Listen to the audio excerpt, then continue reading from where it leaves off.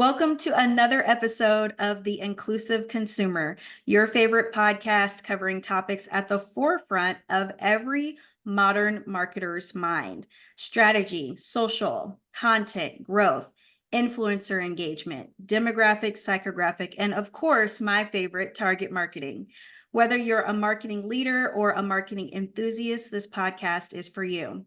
I'm Deborah Walton, your podcast host. I'm the founder and managing partner of Inclusion by Design Co., a consulting firm specializing in inclusive strategy, inclusive marketing, and inclusive product consulting to help organizations increase their revenue and brand reach.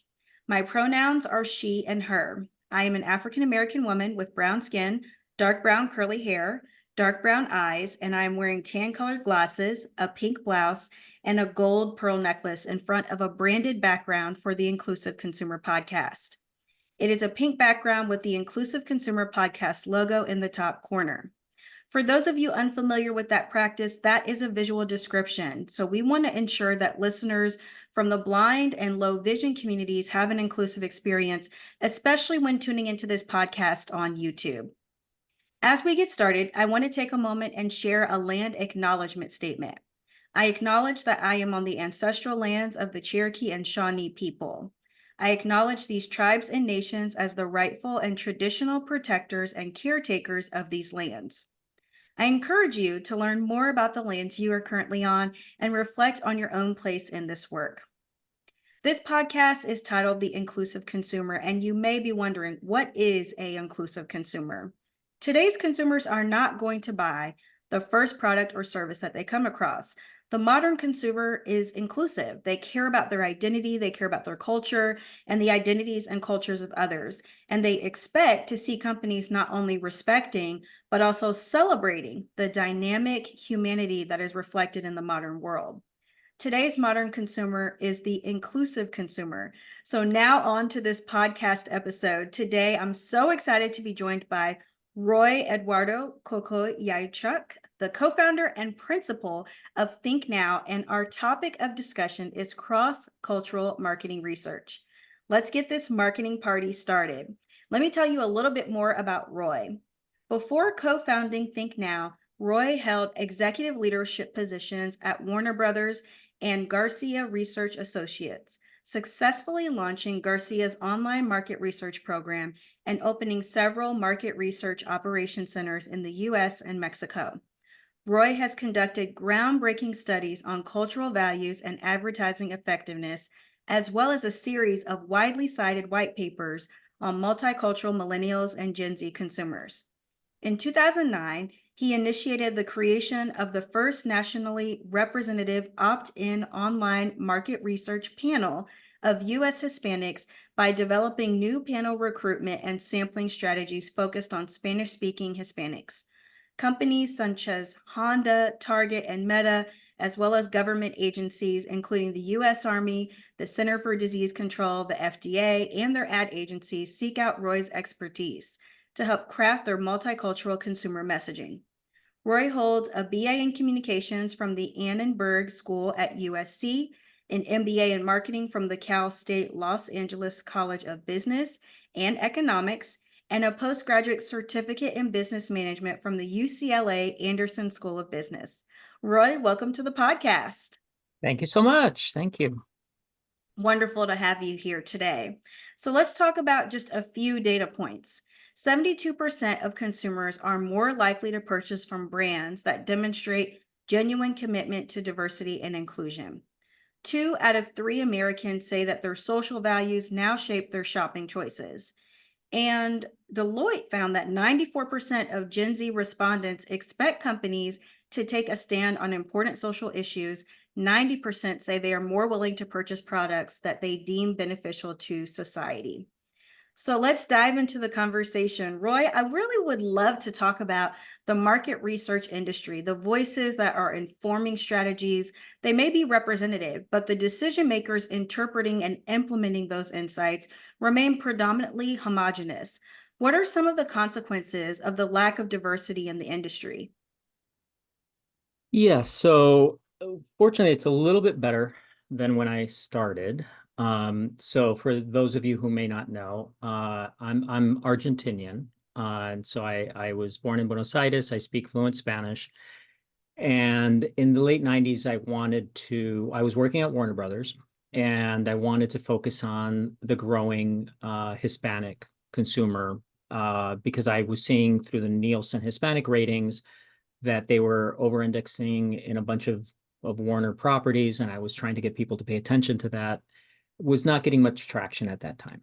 And so compared that to where we're at now, it's certainly not where it should be, but there has been some improvement. But some of the issues that you run into when the decision makers aren't either part of the community that we're looking at researching, or at least immersed in it are let me give you an example. I was doing a project for a very large candy company, and among Hispanics to see if they were interested in buying their candy, and what about it was interesting or appealing to them. And the person on the other line, the consumer insights individual, not a multicultural person, said to me, "I don't want any illegals taking my survey," right? And then I had to pause for a minute and think, what are we talking about exactly here? This is a company that is selling candy. Who buys candy? Everyone buys candy. I mean, you don't get asked for your papers when you go buy candy, right? And so what this individual was doing by saying that, and by the way, I told her, I'm sorry, we can't ask people's status, if we're going to do this research for you. That's not a screener I'm willing to add to this project. But if you have someone with these preconceived ideas about who the consumer is that are incorrect, they're going to conduct research that is also flawed. And so I think having somebody in a position to make these decisions who's either multicultural themselves, if this is multicultural research, or at least is someone who has immersed themselves and learned, and is someone who is willing to stretch, then you get a much better result. Absolutely. Well, thank you for sharing that example, Roy, because that's how bias shows up. One of many, many ways that bias can show up. And so, all of the marketers out there listening really need to be thinking about how to minimize and really mitigate that bias in the process of looking at your marketing strategies, and especially when looking at marketing research. It's really important. Yeah, and something I want to point out too is that oftentimes it can be very innocent, right? That the bias doesn't have to come from a negative place. It could just be ignorance, and most people don't challenge their own assumptions about the world. They assume that what they are experiencing is what others are experiencing, and so they make assumptions. And so that's our job, right? Which is to challenge those assumptions for our clients. Absolutely. And I think what's really important here about what you said, Roy, is really the call out that if we're going to be making decisions about a particular group, when we look at target marketing, we need to include that group in the decisions that are being made, not only getting feedback, but also co creating and building together. Because we've seen so many examples of B2C brands that have created something for a particular underrepresented segment, and there's a huge disconnect. Maybe the intention is good. Maybe there's a lot of great ideas that are based on Google research or now AI. And so that's really not enough. You have to involve people from underrepresented communities in order to really make sure that you're delivering not only authentic, but respectful and engaging content and campaigns. Absolutely. So online panels, they can really help brands to understand and target specific cultural groups. What is one benefit and also one challenge or consideration about this market research tool? Yeah, so for people who don't do market research or consumer insights work regularly, I'll just give you just a brief history of this. And well, I mean, Procter and Gamble in the 1950s are as one of the first companies to really start doing consumer research. Back then and up until the 90s, you could do consumer research. A lot of it was done over the phone, telephone surveys. And you could get a really nice representative sample of the US. The telephone line penetration was in the high 90s. So you could get a nice representative sample of American consumers by doing phone research. Once then, the answering machine came in the 80s, people started not answering their phones, and then landlines started dying in the 2000s. And so now you can't get a representative sample over the telephone. A lot of people just don't have landlines anymore, or at least not through a landline telephone. Um, and cell phones present problems because unlike a landline where you could use a dialer that would automatically dial the phone numbers and random digit dialing, there are different laws that pertain to cell phones. And so you can't get that same representative sample that you used to be able to get with landlines. And so research shifted online. Initially, the online panels that were created in the early 2000s were general market, all in English. There were no multi-language panels at the time. And so around 2005 or so, when I was working, I had left Warner Brothers. I was working at this company called Garcia Research, which, by the way, at my job there was primarily I was copy testing all of Procter and Gamble's Spanish language television commercials. So for about 8 years, I just watched TV commercials as it was my job. But the around 2005, I had a project to work with another research company that wanted to create a Hispanic panel, U.S. of course. So, well, when you say Hispanic, you're always referring to the U.S. because people in Latin America don't refer to themselves as Hispanic per se. It's either Argentinian, Colombian, Mexican, etc. So we helped them build it, but it was a small panel. It wasn't very, it was also very expensive because they used to give people internet and pay for their internet, give them a computer if they needed it. So it was a very good panel, but it was also impractical in terms of its cost. So I helped build at the time with my current business partner who came from Microsoft to build the first representative panel of Hispanics in the US. That was recruited primarily in Spanish. And so in order to do that, we went to Mexico, created all of the material to recruit the panel organically in Spanish in order to help recruit people to take consumer surveys here in the US. Because the problem that we were having at the time is that the large market research companies that had panels would say, oh, we have Hispanics. We translated our stuff and we just put it out there. And it was horrible, to be as a user, right, from a user experience, because you had to read translated copy, which often didn't make sense. And so anyways, but by creating everything organically in Mexico, in natively in Spanish, we launched the first representative Hispanic panel, and it held together. And so that company sold around 2010, 11, and Mario and I started ThinkNow because we wanted to continue sort of this journey and initially, Hispanic research, and now we've branched out. We've been around now for 13 years, almost 14.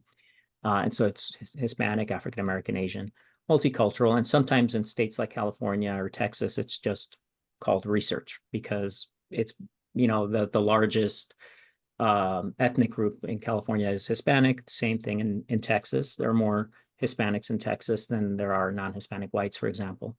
Same thing in, I believe, New Mexico. So anyway, that's a little history on how this has evolved over the years. Perfect. So as marketers are really looking to leverage online panels, can you share a benefit and then also maybe a challenge or consideration about really using and leveraging this market research tool? Well, certainly, a lot, of course, depends on what you are researching. So, if yeah, so we've done some research that compared what your results would be if you conducted the same survey during using different methodologies, right? There are things like cookies, like what kind of cookies do you like? Do you like Keebler? Do you like Oreos, etc.? That type of thing won't change. You ask someone over the phone, if you ask someone online, or if you ask on an intercept, they're going to tell you what kind of cookie they like, right? But when it comes, if the thing has more to do with, what streaming services do you subscribe to? If you do the research in an online panel, you're probably going to get a higher number than if you do it in an intercept or, telephone, which there are still some cases where telephone makes sense. So, um, why? Because people who are online, on online panels, they're very comfortable online, right? And so they're also likely comfortable with more likely to be comfortable with streaming services and those sorts of things. So when you're doing this type of research online, what you're tending to do a lot is you're looking at, well, what should the numbers look like, and then there might be some adjustments you make to the sample frame. Let's make sure that when we do this survey, we're not getting an overrepresentation of income, for example, because income is something that's fixed, that you can look it up, Bureau of Labor Statistics or census data, and income, education. So you start making sure that the sample that you're getting is as representative of Americans out there, depending on what target, what subset you're looking at, as possible, so that you don't get an overrepresentation of people who are more tech savvy or higher income education, that sort of thing. Yeah, that's really important. That representative sample piece is key because when I read a lot of articles or when I'm reading research and a lot of studies are referenced, I'm always wondering when I see these numbers, whether it's a percentage or a statistic, what was the sample? Was the sample size representative? Like all of that matters when we're looking at data because if we have a sample size of 10 people, that's not going to be representative. So it really is important to have that level of diversity to really represent the target segment that you're focused on. So that's perfect. Thank you. So let's talk about the anti-DEI movement. How is that affecting or impacting your work in the cross-cultural research space? Yeah, so this is something that is, of course, concerning to us as well. Um, we actually did a survey this year in early February, where we asked individuals who are in charge of either multicultural marketing or multicultural research or consumer research what their plans were for 2024, because we know that with affirmative action being struck down and DEI being under attack across the country, and really and multicultural marketing itself, we wanted to know what people in the trenches were saying. And actually, I actually pulled up the results right here. Um, so about 37% said that they were going to spend about the same in 2024 as in 23. 18% said less, 31% said more, right? And so among the people who said that they were going to spend more, the reasons given were demographics, right? That it's a demographic reality that they can't ignore in terms of the growing, frankly, the only demographic that's actually growing in America is multicultural, right? Non-Hispanic whites who have historically been the bulk of America, I pulled up some census data that showed that base year 2022 versus 2025, there would be about 750,000 fewer non-Hispanic white Americans. But at the same time, actually, I think I have it here. I want to get it right. At the same time, there was going to be nearly 3 million more Hispanics, right? And then if we move that out to 2030, nearly 3 million fewer non-Hispanic white consumers, around 8 million more Hispanic consumers, and another 2 million African American consumers, another 3 million Asian consumers, and then two or more races, and is about 2.3 million. And to 2035, then it was over 6 million fewer non-Hispanic whites, and then 13 million more Hispanics, 3.5 million more African Americans, nearly 5 million more Asian consumers, nearly 3.8, 3.9 million multiple race other consumers. So from a demographic perspective, there are companies that understand this and are continuing to invest. And so from the research that we've done, it's still more are aware of this, but it's 31% we're investing more this year. But there is that nearly 20% that's actually investing less. So that is of concern to us. Well, I think it's only a matter of time.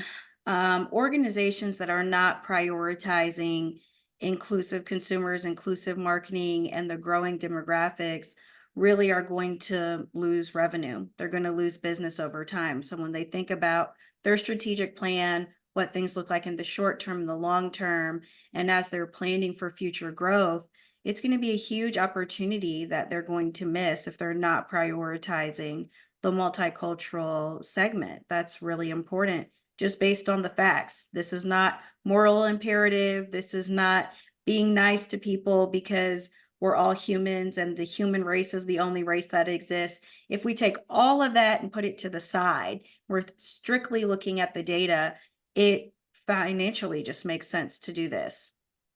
Yeah, and when I started doing this work, it was always something that was going to happen in the future, right? So in the late 90s, when I started talking about multicultural consumers, they said, well, we've got time. There's lots of time there. The 2020 census showed, for the first time, the non-Hispanic white population actually decrease in real numbers. And then I just went through the numbers, how much that's going to be decreasing over the coming 10 years or so. But this is no longer something that's happening, at some point in the distant future. This is something that's happening right now as we speak. The U.S. at the moment has the highest percentage of the population that's immigrant it's ever had in its history. So it's about 15% of Americans right now are foreign born. The last time it was anywhere near this high was in 1890. When you're those grainy pictures of Ellis Island with Italian immigrants and Irish immigrants and those sorts of things. That's the last time we had this many immigrants in America. So we're at an all-time high right now. It's the only part of America that's actually growing, both in number of people, but also in spending. Right. And so I was looking not just at, I was looking specifically at Hispanic spending, but multicultural spending. But Hispanic was it's not just increasing every year in real numbers, it's increasing as a percentage of the overall spend in America, right? Because it's simple math. More people, larger families, they will increase spending, but also it's a bigger and bigger and bigger piece of the pie every year. Absolutely. And that's one of the things that I think a lot of marketers really have to think about, how the pie is changing, especially when we look at the demographics of Gen Z, Gen Alpha. These are the most diverse, most culturally diverse generations that we've had, with over 51% being one or two or more races of underrepresented, which will soon not be underrepresented. So we'll have to come up with a new term for that, really looking at people of color. But as we're thinking about these numbers, I think this is a really good opportunity for marketers to take a pause and look at the alignment or lack thereof with their strategy and it's undeniable, really, the data of where we are currently at and where we are going. And as you said, which I love the way you put it, Roy, this is happening now. This is not something that is 20 years from now, 50 years from now on the horizon. This is a current state. And so this is really a good opportunity for marketers to reevaluate how they're going to really align their strategies with the growth and the revenue that they're projecting for the future. Right. And, another important thing to look at is, how the multicultural consumer is changing, right? So there's a record immigration coming from India, record immigration coming from China. About 10% of African Americans are foreign born. Big countries there, I mean, like Nigeria is a big immigration country. And then in the Hispanic space, I was looking at what's, you think of Hispanics, a lot of people think Mexican, and rightly so. Currently, about 58% of Hispanics are Mexican descent. However, when I started, it was close to 70%. And so it's been decreasing every year because immigration from Central and South America and the Caribbean are exploding. So if you look 2021 to 2023, it's been about a million new Hispanic immigrants from Central America, a million new from the Caribbean, a million new from South America, and South America primarily Venezuelan, Colombian, Central America, a lot of Salvadorian, Guatemalan, Caribbean, a lot of Dominican, Puerto Rican, who are American, but coming to the mainland. Mexico is actually a very small percentage. It's like 87,000 or something, because the economy in Mexico is booming right now. They are after the pandemic, a lot of manufacturing shifted from China to Mexico, nearshoring for all kinds of logistics reasons. And so Mexican economy is actually doing very well. So they're not coming as much for economic migration as other places. So that's another thing when you're looking at, well, who am I targeting? Well, when looking at multicultural, you can't look at a report from 2005. You have to look at something from today, because it's really changed a lot. On the flip side, that's good too, because some customers or some marketers think, oh, we're late to the game.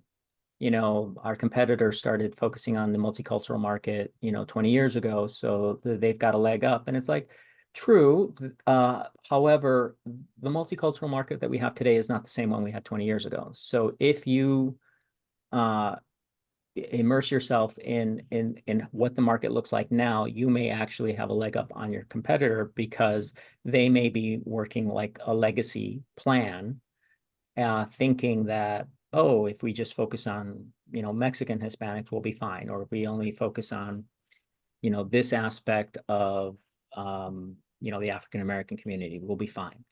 But you may be wrong. You may be using an old playbook, and consumers would just pass you by, and that's not relevant to them anymore. So anyway, so there are some new opportunities. So it's actually a good time for customers who perhaps haven't focused as much on multicultural consumers to actually do so, because everything has shifted so much that it's more of a level playing field against their competitors.